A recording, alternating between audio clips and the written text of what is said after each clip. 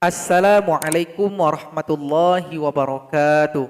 Sahabat pecinta Al-Quran semuanya, pada video kali ini kita akan mempelajari bagaimana cara mudah untuk cepat bisa dalam tanda dengung di dalam Al-Quran. Jadi sahabat Al-Quran, pada umumnya tanda dengung ini dibagi menjadi 3 di dalam Al-Quran. Pembagian yang pertama, kalau ada nampak nun sukun atau tanwin, baris 2 di atas fathatain, 2 di bawah kasrotain, 2 di depan dhammatain. Salah satu dari yang ini bertemu dia dengan huruf yang 8, maka tidak boleh berdengung. Jadi huruf dengungnya banyak.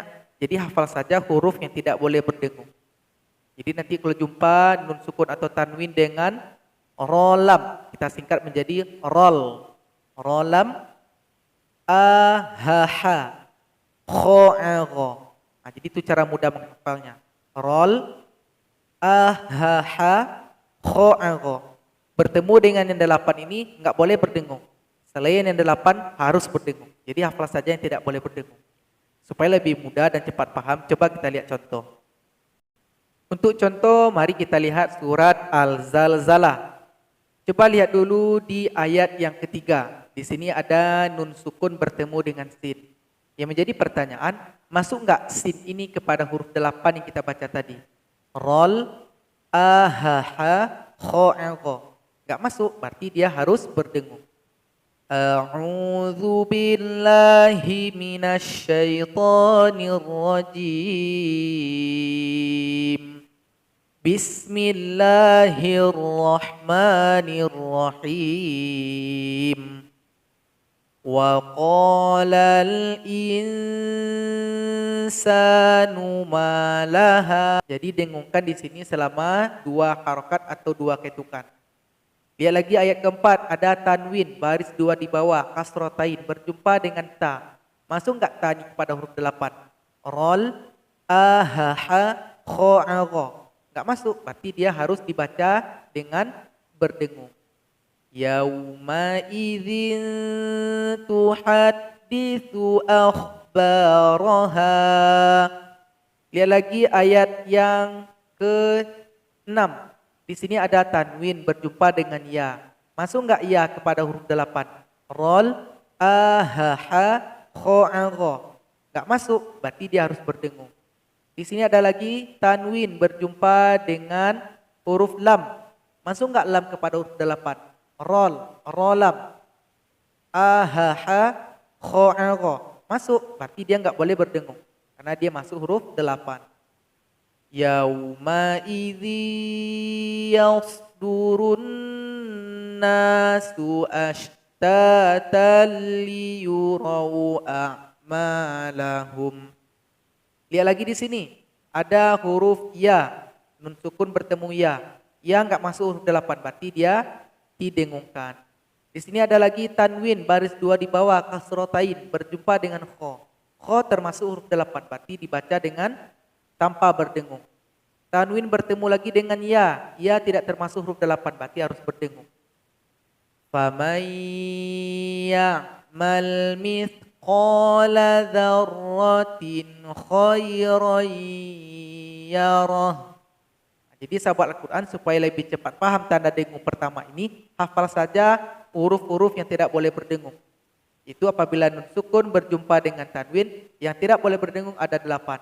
Rolam kita singkat menjadi rol, ahaha, kho'agho. Kelompok kedua yang harus berdengung di dalam Al-Quran adalah apabila ada mim sukun bertemu dengan mim, bertemu dengan ba. Jadi ini simpel saja, lebih pendek pembahasan dari huruf nun sukun.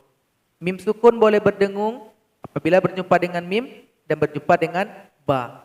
Kemudian yang ketiga yang harus berdengung adalah mim dan nun yang memakai tasydid atau yang memakai tanda W. Jadi ingat saja tasydidnya seperti huruf W. Nah, maka dia harus berdengung. Nah, kelompok yang 2 ini mari kita lihat contoh di dalam Al-Quran. Untuk contoh kita lihat surat Al-Baqarah ayat 23 dan 24. Pada ayat 23, mim sukun berjumpa dengan mim, maka dia harus didengungkan. Wad'u syuhada'akum min dunillahi in kuntum shadiqin. Kenapa nun ini didengungkan? Karena berjumpa selain huruf 8, berjumpa dengan dal.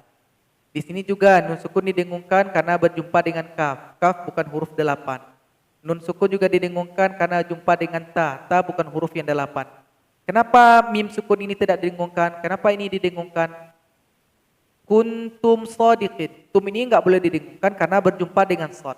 Jadi mim sukun boleh berdengung kalau berjumpa dengan mim dan ba. Kemudian masih di ayat 23, di sini ada mim yang bertasydid, maka dia mesti juga harus didengungkan. Pada ayat 24 ada nun yang bertasydid, dia juga harus didengungkan. Wa in kuntum fi raibim mimma nazzalna. Jadi didengungkan di sini. Fattaqun narallati waquduhan nasu wal hijarah. Untuk contoh terakhir kita buka surat Al-Baqarah ayat yang ke-8. Di sini ada mim sukun berjumpa dengan ba. Dia mesti juga harus didengungkan. Wa ma hum bimu'minin.